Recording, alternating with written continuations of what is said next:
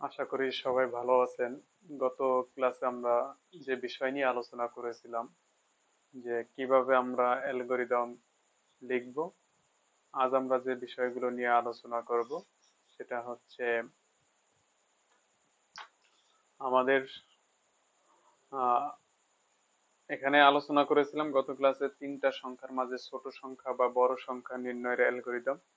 আজকে আমরা আলোচনা করব শর্ত সাপেক্ষে ত্রিভুজের ক্ষেত্রফল নির্ণয়ের অ্যালগরিদম। তো সেক্ষেত্রে আমরা জানি যে ত্রিভুজ কি, তিনটি বাহু দ্বারা সীমাবদ্ধ ক্ষেত্রকে ত্রিভুজ বলে। কিন্তু এই ত্রিভুজ গঠিত হওয়ার কিছু শর্ত রয়েছে। এই শর্তগুলো যদি পূরণ করে তাহলে আমরা আহ, ত্রিভুজের যে এরিয়া তা নির্ণয় করতে পারবো।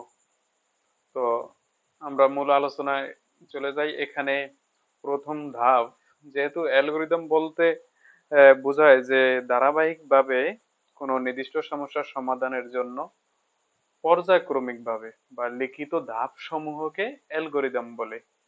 তো এখানে এক নাম্বার ধাপ, প্রোগ্রাম শুরু করতে হবে।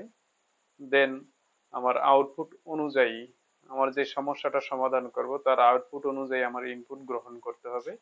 তো এখানে আমরা ইনপুট গ্রহণ করলাম এ বি সি, অর্থাৎ তিনটা ভেরিয়েবল ঘোষণা করলাম।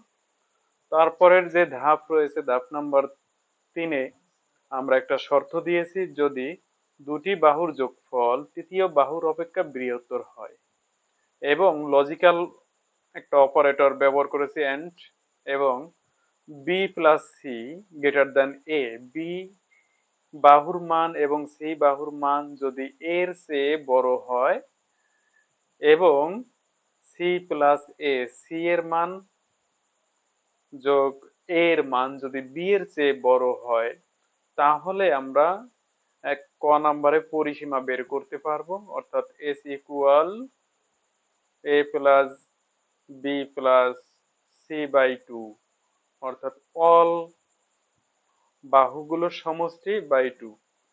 এইটা এস এর মান আমরা এখানে পেয়ে যাব। তো আমরা এই ত্রিভুজের নির্ণয়ের যে সূত্রটা জানি যে area equal root over s into s minus a into s minus b into s minus c. তো এখানে ক্যালকুলেশন করলে প্রত্যেকটা বাহুর মান তো আমরা কিবোর্ড থেকে নেব, এ এবং বি ও সি এই তিনটার মান কিবোর্ড থেকে নেওয়ার ফলে ক্যালকুলেশন করলে এখানে আমরা এর এস এর মান পেয়ে যাব। এস থেকে এস এস এর মান গুণ করব, এবং সাথে এস থেকে এ এর মান বিয়োগ, এস থেকে বি এর মান বিয়োগ, এস থেকে সি এর মান বিয়োগ করে তার যে ফলটা আসবে সেটাকে রুট করার পর আমরা একটা মান পাবো।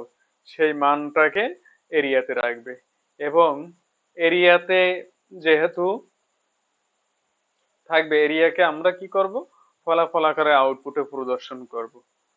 এখানে এই কন্ডিশনটা যদি মিথ্যা হয় তাহলে আমাকে আরেকটা মেসেজ আউটপুটে দেবে, সেটা হচ্ছে ট্রায়াঙ্গেল নট পসিবল। এই মেসেজটা আউটপুটে প্রদর্শন করবে।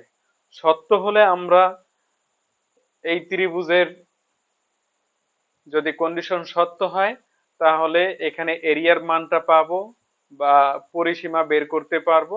আর যদি এই কন্ডিশন মিথ্যা হয় তাহলে আমাকে এই মেসেজটা, ট্রায়াঙ্গেল ইজ নট পসিবল, এই মেসেজটা আউটপুটে প্রদর্শন করবে। যেহেতু আমরা আউটপুট পেয়ে গেছি, তার পরবর্তী স্টেপ হবে প্রোগ্রাম শেষ। তো এই আজকের আলোচনা এই পর্যন্ত, যে যার মাধ্যমে আমরা সহজে আহ, এই অ্যালগরিদমটা দেখে সহজে প্রোগ্রামিং যে কোনো একটা ভাষা ব্যবহার করে আমরা এই সমস্যাটা সমাধান করতে পারবো বা প্রোগ্রাম লিখতে পারবো। পরবর্তীতে নতুন টপিকস নিয়ে আলোচনা করব। সবাই ভালো থাকবেন।